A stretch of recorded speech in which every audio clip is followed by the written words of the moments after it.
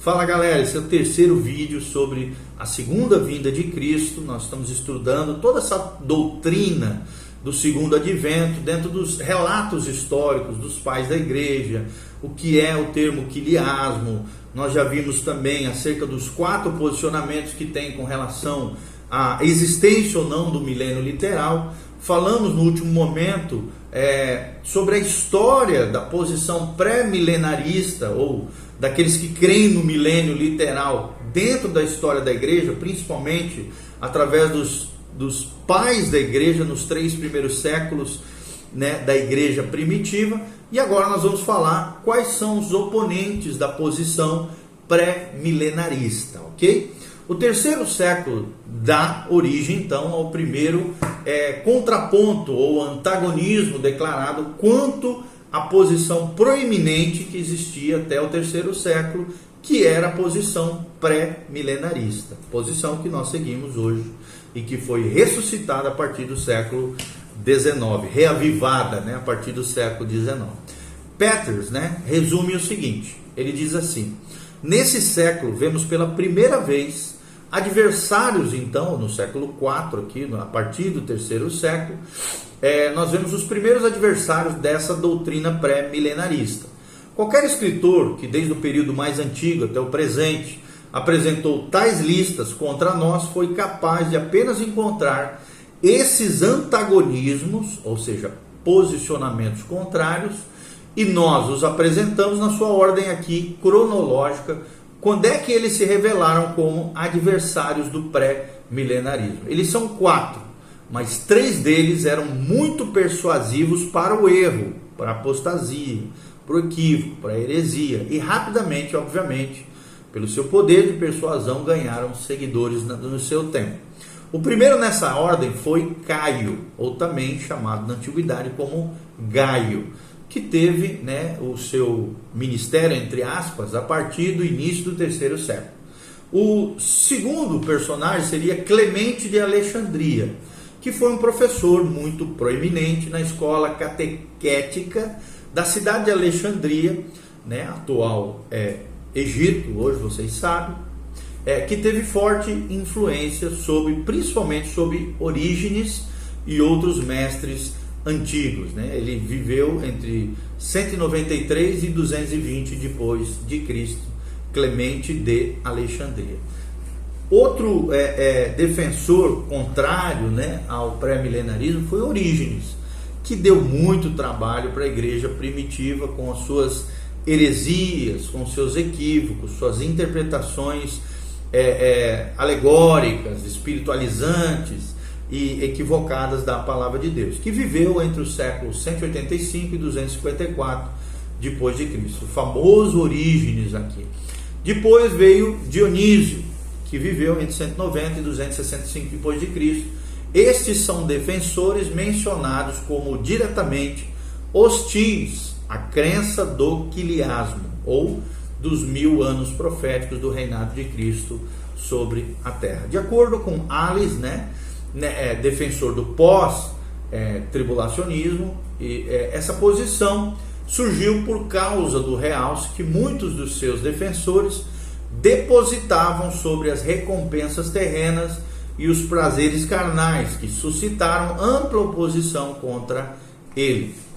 Parece mais correto, claro, pensando nisso que fala Alice, afirmar que essa posição surgiu primeiramente por causa de dogmas básicos da escola de Alexandria, no qual Orígenes se tornou seu principal defensor, com enorme influência no mundo teológico antigo. O método de interpretação, através, como eu falei, da alegoria ou da espiritualização, propagado por Orígenes, desencadeou o fim do método literal que os patriarcas da igreja tinham até então, até o terceiro século. E surgiu então essa interpretação sobre o qual repousava a interpretação literal sobre a qual repousava o pré-milenarismo. Moshen, um teólogo também, foi citado para comprovar essa influência de Orígenes, aqui uma interpretação já espiritualizada ou alegórica. Moshen diz o seguinte sobre Orígenes: Ele fala que após declarar que muitos criam no século anterior, sem ofensa a ninguém, que o Salvador reinaria 1000 anos entre os homens antes do fim do mundo. Adiciona ele, Moshe, neste século a doutrina milenar tornou-se então infame graças à influência especial de Orígenes, que a negou veementemente porque ela contradizia, claro, as suas opiniões naquela época. Então, até a época de Orígenes, todos os mestres que eram a ela predispostos a professavam e a ensinavam abertamente.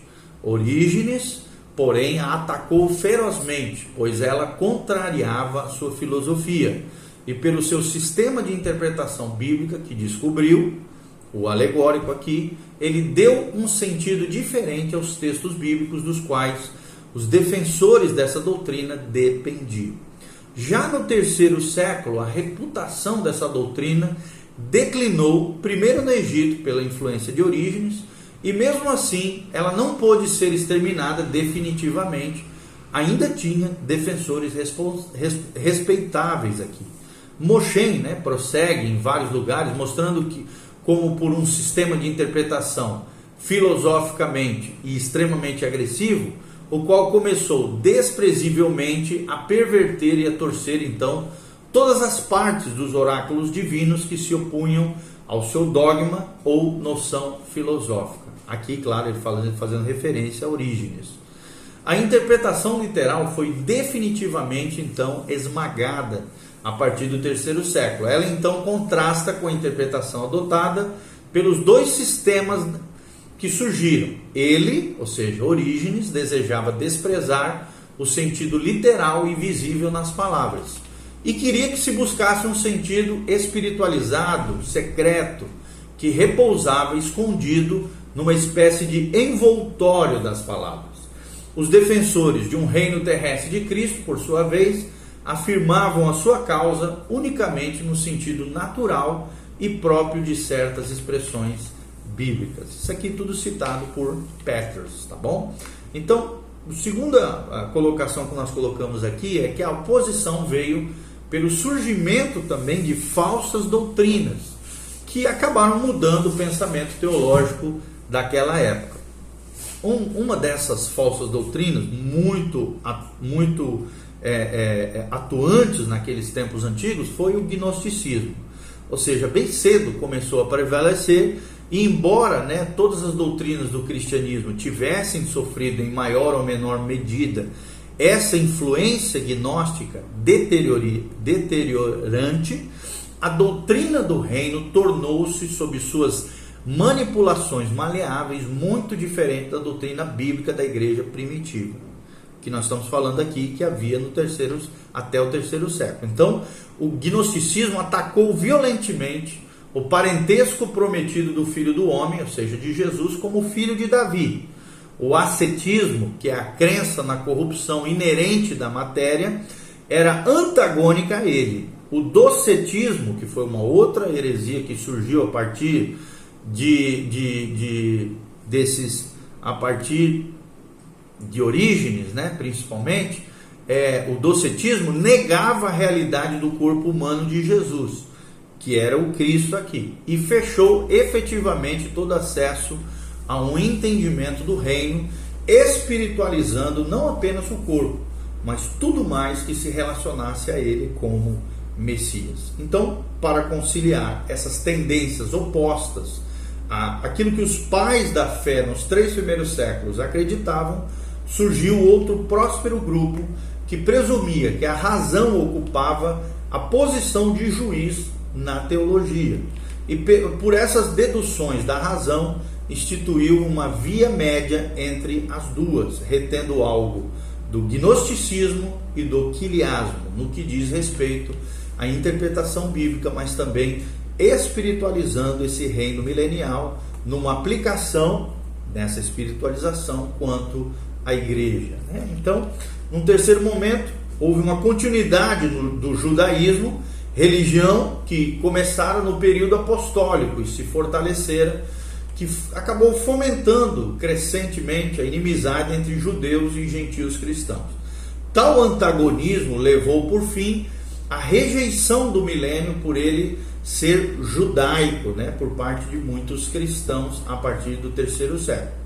Acreditavam eles, né, mencionado aqui por Peters, que os gentios cristãos, na sua hostilidade para com o judaísmo, buscavam impor o seu legalismo e ritualismo. Finalmente, então, foram levados a tal extremo que tudo que, em sua opinião, tinha sabor de judaísmo foi jogado fora, incluindo, é claro, a crença judaica, a muito esposada de um reino literal ou milenial na Terra. Um quarto destaque que nós trazemos aqui é que a união da igreja com o Estado sob o imperador Constantino acabou provocando a morte da esperança milenar. Smith, né, um teólogo aqui, depois de declarar que o intervalo entre a era apostólica e Constantino tem sido chamado de período quiliástico dentro da história da igreja, já que é existente essa interpretação apocalíptica. Diz ele, né, Smith, ele fala que imediatamente após o triunfo de Constantino, os cristãos que se livraram da opressão, da perseguição e se tornaram autoritários e prósperos, começaram então a perder a sua expectativa ativa da rápida vinda do Senhor Jesus e o conceito espiritual do seu reino milenial. E passaram então a contemplar a supremacia temporária do cristianismo como cumprimento de um reino prometido de Cristo na terra. O Império Romano, transformado no Império Cristão, deixou de ser considerado objeto de denúncia profética, mas então o cenário e se tornou o cenário de um desenvolvimento milenar, né, dentro da cabeça deles naquela época. Então essa opinião, todavia, foi logo confrontada pela interpretação figurada do milênio como o reino de Cristo no coração de todos os crentes verdadeiros, e é assim que creem os amilenistas até os dias atuais. Tanto os católicos, dentro da sua doutrina católica, como alguns protestantes mais tradicionais, que são amilenistas, conforme mencionados aqui por Peters, tá bom? Um quinto destaque que nós trazemos aqui é que a supressão dos escritos dos pais da igreja, pelos que se opunham à sua posição, visando aqui minimizar a sua contínua influência, reduziu então o realce desse ensinamento central. Que ensinamento é esse? O segundo advento de Cristo e o reino milenial na terra, ou também, como nós falamos, chamados de quiliasmo, né? Que começou, né, com esse combate de tirar esse ensinamento central, começou a obliterar a importância que a esperança iminente da volta de Cristo tinha na vida dos cristãos e nos escritos deles nos 3 primeiros séculos da igreja. Um sexto destaque que nós trazemos aqui é que a influência de Agostinho, que contribuiu mais para o pensamento teológico que qualquer outro indivíduo entre Paulo e a Reforma Protestante, por meio de quem o amilenarismo foi sistematizado escatologicamente aqui, e o sistema romanista, né, da Igreja Católica obteve a sua eclesiologia, ou seja, o estudo acerca da Igreja, principalmente a doutrina católica, foi baseado com a influência de Agostinho, foi fator fundamental na cessação, né, ou no desaparecimento aqui do pré-milenarismo a partir de Agostinho até a Reforma Protestante.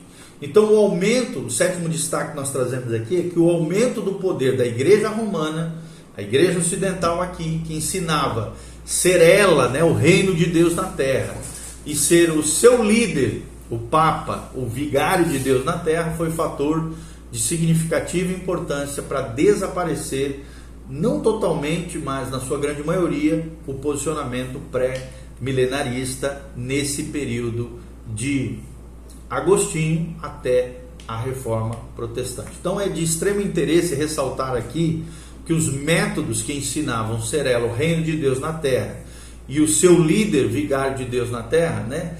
A gente precisa ressaltar que os métodos usados pelos oponentes da opinião pré-milenarista para contrariar esse ensinamento são Gaio e Dionísio, que foram os primeiros a duvidar da genuína inspiração do livro de Apocalipse, pois evidentemente eles se opunham, né, a esse livro.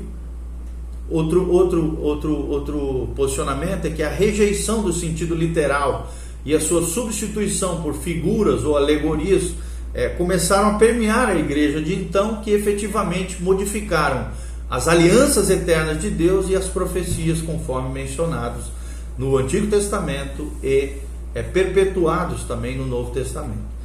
Terceiro destaque que nós trazemos aqui é que trechos do Antigo Testamento que ensinavam literalmente a doutrina pré-milenarista tiveram sua inspiração profética colocada em descrédito a partir de